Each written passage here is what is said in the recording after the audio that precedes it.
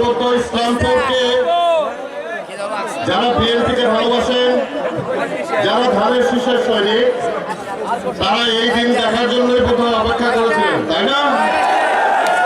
আমরা আজকে সেই দিনে চলে এসেছি। সবসময়ের লক্ষ্য ছিল ব্যক্তিগত স্বার্থের উপরে আমাদের দলের স্বার্থকে প্রাধান্য দিতে হবে। দলের স্বার্থের উপরে কাকে প্রাধান্য দিতে হয়?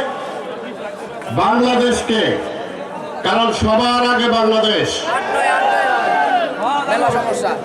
শহীদ জিয়ার আদর্শে বিশ্বাসী সকল জাতীয়তাবাদী শক্তি যারা ইসলামপুরের প্রতিটি কোণা থেকে আজকে এখানে এসেছেন, প্রতিটা ইউনিয়ন, প্রতিটা ওয়ার্ড, প্রত্যেকটা পৌরসভার ওয়ার্ড থেকে, মুদি দোকান থেকে শুরু করে আমাদের কৃষক ভাই, আমাদের শ্রমিক ভাইয়েরা বোনেরা, আপনারা যারা কষ্ট করে মাথার ঘাম পায়ে ফেলে আজকে এখানে এসেছেন একটা প্রত্যাশা নিয়ে।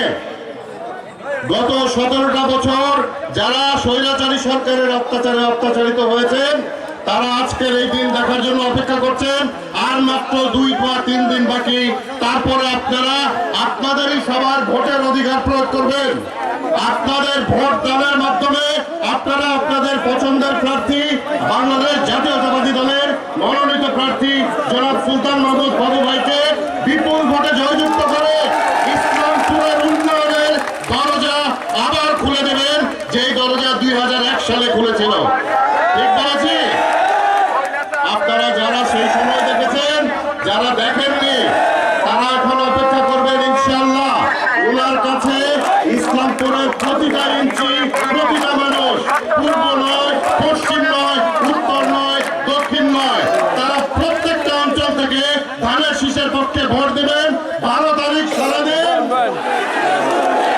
সবার আগে বাংলাদেশ। বাংলাদেশ জিন্দাবাদ। সবাই ভালো থাকবেন। আসসালামু আলাইকুম। আপনারা দেখছেন অনলাইন ভিত্তিক সংবাদ মাধ্যম ইনফো BD24।